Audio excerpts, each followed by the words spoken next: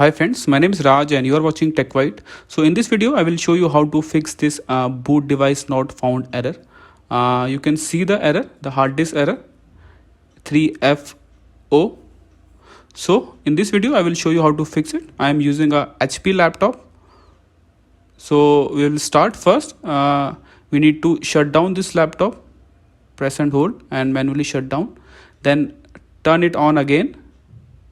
Then press escape button continuously to enter in BIOS settings.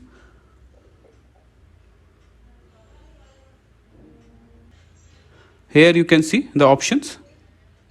Then you have to press F10 key to enter in BIOS setup.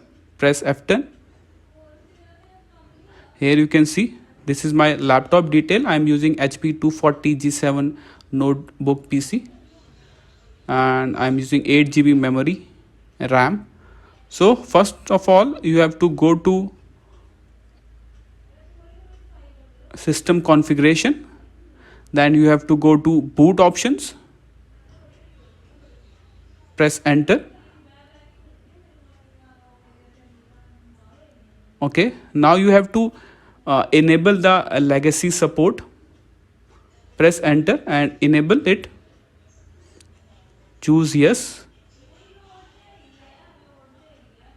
That's it. You have to just enable the legacy support mode. This is legacy support. Just enable it. That's it. Then press escape.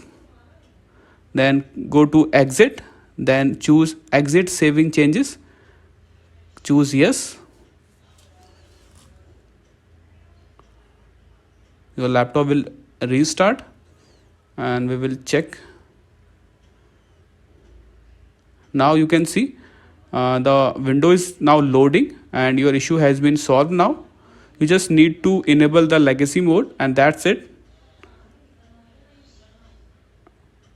Thank you. Thanks for watching Tech White. Have a nice day.